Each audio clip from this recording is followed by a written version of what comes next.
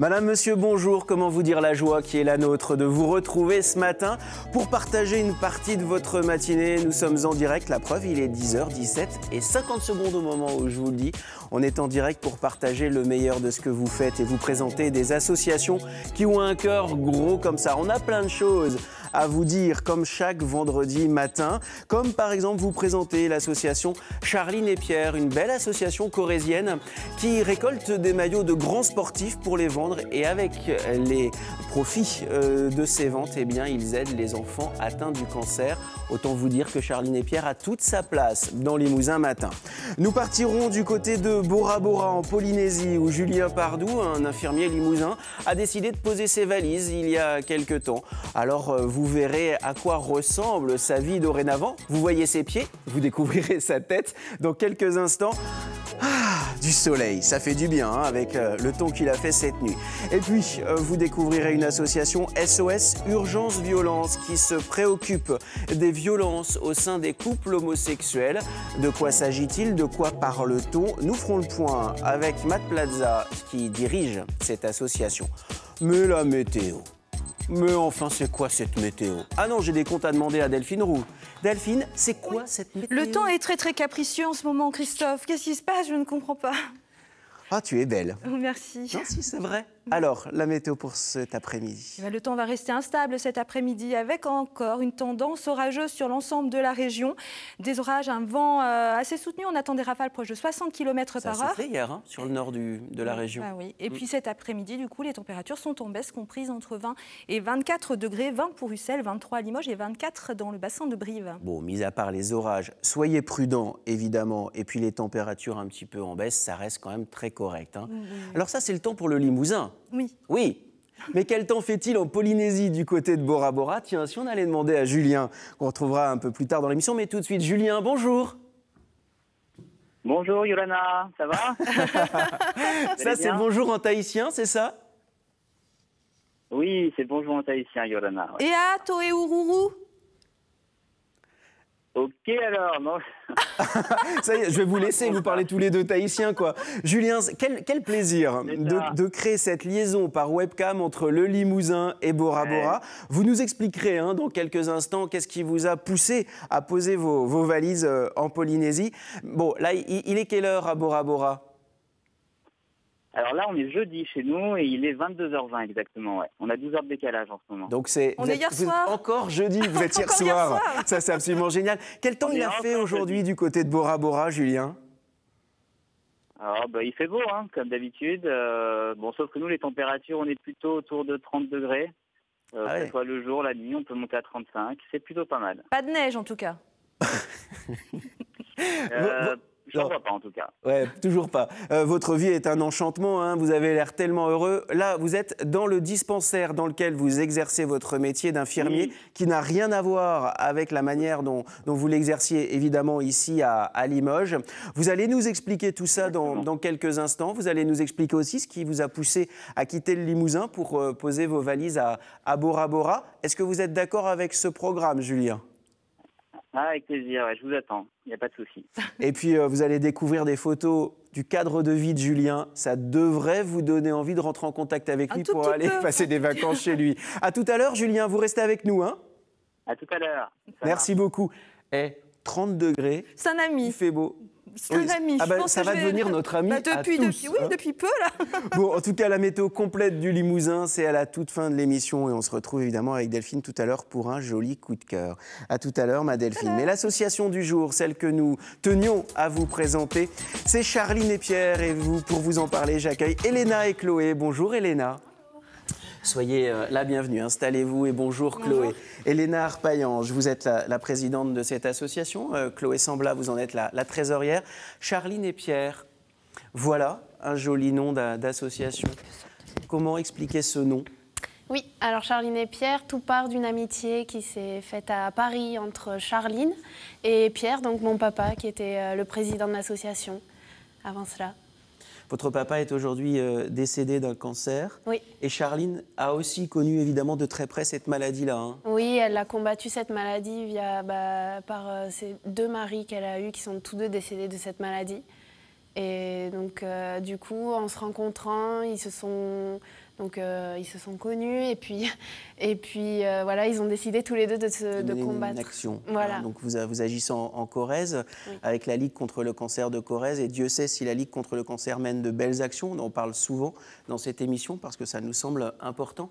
Quelles sont, Chloé, les principales actions menées par Charline et Pierre ?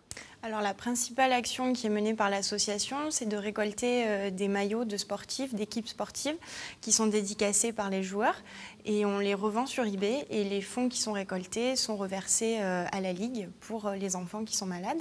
Et en parallèle, on participe également à beaucoup d'événements sportifs, notamment ceux qui sont organisés par la Ligue, mais d'autres associations aussi, donc des marches, des courses, voilà. C'est important le sport, hein, y compris pour les personnes atteintes de cancer. C'est la Ligue qui nous a expliqué ça. Ça évite les risques de récidive. C'est important de le savoir. J'imagine qu'il y a quelque chose de très fort chez vous, Elena, de reprendre le flambeau de l'association créée par votre papa. Oui, il doit y avoir quelque chose qui est quelque chose de l'engagement, de l'ordre de l'engagement, n'est-ce pas ? Oui. Donc il est décédé en août dernier et chaque année, au mois mi-août, il recommence à envoyer des mails à tous les clubs sportifs. Et puis donc je me posais la question et puis au mois de septembre, donc j'ai reçu un maillot, celui de Montpellier, du club de foot de Montpellier qui nous en envoie un chaque année. Et donc là, je me suis dit, il faut que je continue. Pas le choix. Voilà. Pour prendre le flambeau. Voilà, c'est ça. Comment réagissent les enfants, les familles d'enfants que vous aidez via la Ligue quand ils savent que derrière, il y a des jeunes filles, des jeunes gens qui reprennent le flambeau d'une association ? Quelle a été leur première réaction ?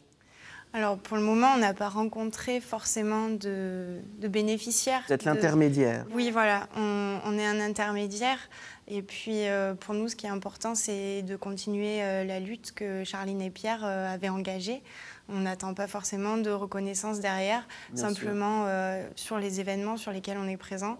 C'est toujours important de voir qu'il y a des malades qui sont là, des gens qui ont guéri et que tout le monde se bat ensemble. Bien sûr, c'est important. En tout cas, vous mettez un point d'honneur à évidemment savoir à quoi va être destiné l'argent que vous récoltez. Quels sont vos projets ? Avec la Ligue contre le cancer, hein, évidemment, oui. Puisque c'est eux qui gèrent. Pour l'instant, donc cette année, c'était un peu un point mort parce que au départ, mon papa faisait ça vraiment bénévolement. Alors nous, cette année, ce qu'on a fait, c'est mettre les choses au clair. On a déclaré l'assaut, on s'est mis à 3 sur le bureau, donc Chloé, Grégoire, qui est le vice-président, et moi-même. Oui.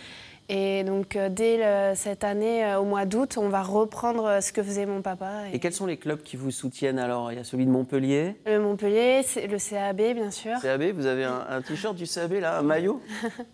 Oui. C'est là où on voit que la carrure des rugbyman est quand même pas mal. C'est pas mal, ouais, on le voit en plus. En photo, regardez celui-ci, il est vraiment bien. Et tous les joueurs ont dédicacé. Ils jouent le jeu, en fait. Oui, ils jouent directement. Le jeu, ouais. Bon, ça, c'est plutôt très sympa. Alors, on a... Évidemment, il y a des t-shirts comme ça qu'on vous offre, comme le CAB de Brive. On a une petite surprise pour vous, avec Delphine. Parce qu'on se dit que nous aussi, on voulait vous aider. Alors voilà, avec Delphine a contacté le CSP, le club de basket de Limoges, et elle a demandé aux basketteurs de dédicacer ce maillot. C'est le maillot du meilleur joueur de Pro A de cette année. Meilleur joueur de Pro A de cette année. Il est même plus fort que les Américains. C'est la dernière saison au CSP, donc c'est un collector. Wow. Ouais, et tout le monde a signé. Et donc vous allez pouvoir le mettre en vente, récolter des fonds évidemment pour pouvoir aider les enfants malades du cancer. Il y a à peu près tous les joueurs qui ont signé. Merci à Fred Forté qui s'est occupé de tout ça. Grand merci à tous les joueurs du CSP, Fred Forté. Et puis surtout des grosses pensées pour le CSP qui ce soir affronte le club de Strasbourg. Autant vous dire qu'ici à Limousin Matin, on est entièrement derrière le CSP. Mais vraiment entièrement. À qui je le donne le maillot ? À la présidente. À la présidente. Voilà le maillot. Merci. Du CSP. Et puis vous nous tiendrez au courant évidemment de ce à quoi ça a servi. Voilà une association utile qui fait l'intermédiaire entre les enfants malades, les familles via la Ligue contre le cancer. Vous aviez toute votre place ici. Et merci à Joséphine de Brive qui nous a mis en relation quand même. Un grand merci. C'est une grande famille. Chloé, merci beaucoup. Merci. Elena, merci beaucoup et bon vent à l'association Charline et Pierre. Merci beaucoup. On se retrouve tout de suite après l'émission. On fera une photo avec le maillot et puis vous pourrez le découvrir sur les réseaux sociaux évidemment tout à l'heure. Alors si vous voulez en savoir plus sur Charline et Pierre, il n'y a rien de plus simple, madame, monsieur. Vous allez sur le site internet de France 3 Limousin, vous cliquez sur les matinales et puis lorsque vous êtes sur les matinales, vous cliquez sur Limousin Matin et là vous avez le replay de l'émission, toutes les informations concernant les associations que nous vous présentons sur ce plateau chaque vendredi matin, celle-ci comme celle des semaines précédentes, bien évidemment. Alors, si nous repartions du côté de la Polynésie, retrouver un Limousin d'ailleurs... Oui, mais avant, il faut s'adapter, Christophe. Iséna, s'il te plaît. Qu'est-ce qu'il y a? Il faut s'adapter quand on va à Bora Bora. On accueille les gens... Oh, c'est notre stagiaire. Regardez comme elle est belle, notre stagiaire. Mets-toi face à la caméra. On a de la chance quand même dans Limousin Matin. Ah oui, c'est comme ça, je suis prêt. Ben, merci beaucoup. Julien, est-ce que vous êtes avec nous par webcam de Bora Bora? Toujours là, je vous attends. Alors Delphine, où se situe Bora Bora pour ceux qui n'y ont jamais mis les pieds, qui n'ont pas eu cette chance, comme vous? C'est pas très loin, pas plus de 15 000 km d'ici, en Polynésie française. C'est une île sous le vent qui est située à environ 260 km au nord-ouest de la capitale, qui est Papeete. Je ne sais pas comment on prononce, Julien. Papeete. Ah, j'ai l'accent, hein. Papeete. Je suis prête à y aller. On insiste sur le 2 E. Ouais, Papeete. D'accord. Alors, l'île principale de Bora Bora ne mesure que 8 km du nord au sud et 5 km d'est en ouest. La superficie totale, îlot compris, est inférieure à 40 km². C'est tout petit. Bon, mais il y a bien s'entendre. Il y a Julien Pardoux. Il y a Julien Pardoux là-bas, il faut bien s'entendre avec ses voisins. Alors Julien, qu'est-ce qui vous a poussé à aller du côté de Bora Bora et à quitter le Limousin? L'idée, c'était d'aller rencontrer de nouvelles personnes, de travailler ailleurs, de se remettre en question, un petit peu de se mettre en danger. L'idée, c'était de se dire, est-ce que je suis capable de travailler différemment ailleurs? Et puis l'envie de découvrir un autre monde, un autre univers, une autre culture. Parce qu'on est en France, là-bas, ici en tout cas en Polynésie, mais la Polynésie a une culture très marquée et c'est intéressant de découvrir ça. Voilà, donc c'est tout ça pour toutes les raisons pour lesquelles je suis venu ici. Qu'on soit bien d'accord, Julien, les photos que vous nous avez envoyées, c'est pas des cartes postales, c'est bien celles que vous avez prises avec votre téléphone. Oui, c'est ça. D'accord, donc ça nous énerve. C'est pas terrible. Un peu avec mes photos. On n'aime pas trop. Elles sont pas terribles, elles sont un peu floues. Hein. C'est ça. Alors, vous êtes parti avec simplement 2 valises, vous nous avez dit. Il y avait quoi dedans? Vous avez apporté des choses du Limousin? Mais pas du tout. J'ai juste apporté des shorts, des chaussures et mon ordinateur, mon téléphone et voilà quoi, 2 valises. Et puis je suis arrivé ici en juillet l'année dernière. Et puis voilà, je suis resté 2 mois sur Tahiti. Et puis après Bora, où j'ai trouvé un boulot, un travail au dispensaire en tant qu'infirmier. Vous étiez infirmier lorsque vous étiez à Limoges. Là-bas, vous êtes aussi infirmier. J'imagine qu'on n'exerce pas tout à fait son métier de la même manière entre Limoges et Bora Bora. C'est exactement ça, ouais. Effectivement, en fait, Bora Bora, c'est une île qui est à peu près à 50 minutes d'avion de Papeete. C'est une île qui est considérée comme une île isolée, comme beaucoup en Polynésie. Et donc, forcément, on est amené à faire et à prendre en charge une population différente d'ailleurs. Et on est amené à travailler, à faire beaucoup de choses pour cette population. Ça va de pas mal de prévention, la prise en charge d'urgence, suivi de femmes enceintes, etc., etc. On fait tout dans ce dispensaire. Voilà, c'est une concentration de plusieurs métiers et de plusieurs activités. D'ailleurs, là, actuellement, vous êtes dans le dispensaire dans lequel vous travaillez. Vous deviez être chez vous, un collègue est malade, vous l'avez remplacé au pied levé. Exactement, et j'ai même une patiente qui n'est pas très loin d'ailleurs. Qui vous attend. Saluez-la et souhaitez-lui bon rétablissement de notre part. Les Polynésiens sont accueillants, Julien? Comment ça s'est passé l'intégration? Très accueillants, ouais. C'est très facile. En fait, ils sont vraiment très faciles d'accès. D'ailleurs, ce qui est assez incroyable, c'est quand vous arrivez ici, alors c'est un petit truc bête, mais tout le monde vous tutoie, quoi. Donc déjà, ça vous met à l'aise directement. Et d'ailleurs, quand vous passez des entretiens d'embauche et que vous êtes avec votre chef et que vous commencez par le vous voyez normal, quoi, et qui vous arrête tout de suite et qui vous dit non mais attends, ça va pas bien se passer l'entretien, il faut que tu me tutoies. Et donc là, c'est un peu difficile. Et les patients, c'est pareil. Les patients, en fait, vous les tutoyez aussi. Tout le monde se tutoie, c'est naturel ici. Donc ça met dans l'ambiance. Et puis après, effectivement, ils sont très accueillants, très faciles d'accès, ils vous font partager pas mal de choses. Leur culture qui est vraiment, vraiment marquée, beaucoup de musique, beaucoup de chants, beaucoup de danse. C'est vraiment agréable, ouais. Alors justement, à propos de découverte, évidemment vous avez découvert la population, mais est-ce que vous en avez profité pour voyager un petit peu? Je sais que la Nouvelle-Zélande, par exemple, quand j'ai regardé la carte, n'est pas très loin. Moi, c'est un truc qui me tend très bien, ça, par exemple. Oui, eh ben, vous avez bien raison, vous devriez y aller, ouais, c'est vraiment, vraiment top. Ouais. J'ai été sur l'île nord de la Nouvelle-Zélande en janvier. En fait, effectivement, on est dans le Bora et la Polynésie située au milieu du Pacifique. On est à 5 heures simplement d'avion de la Nouvelle-Zélande. Donc voilà, après, vous pouvez faire votre voyage, ça vous fait rêver.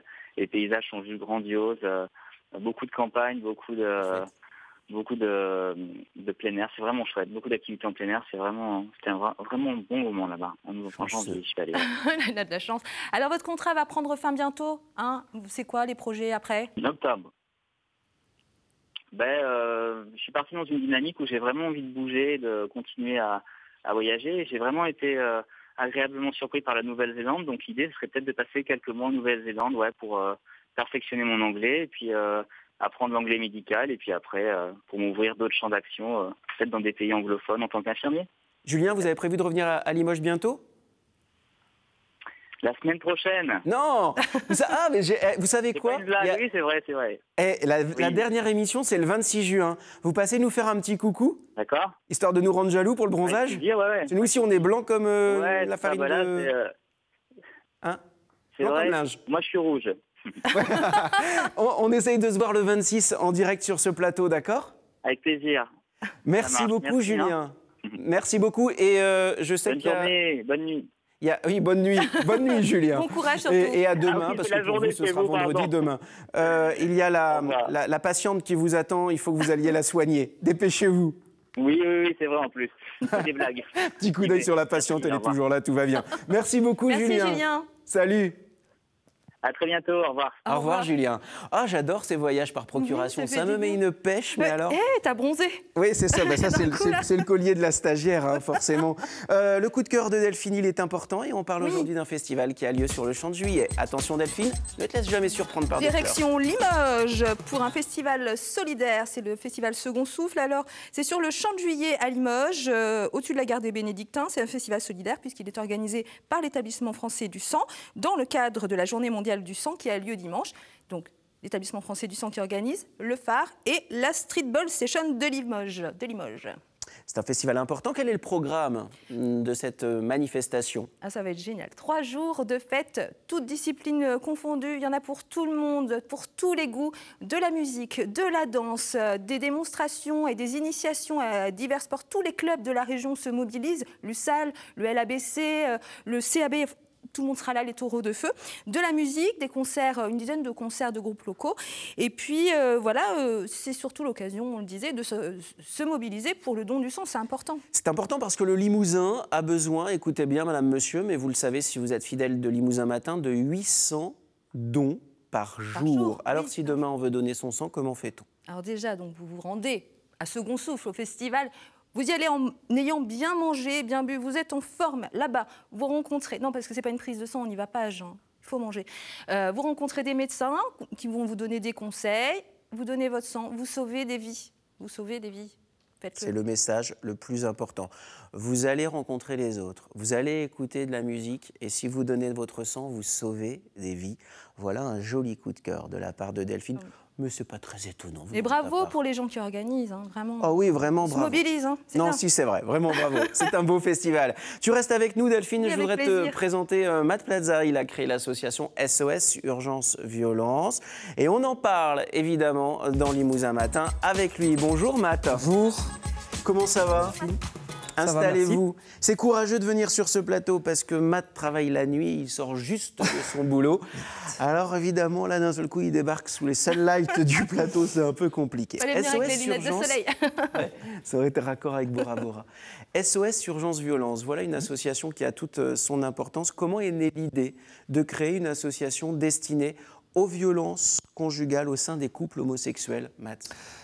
Parce que moi-même, je l'ai vécu il y a quelques années.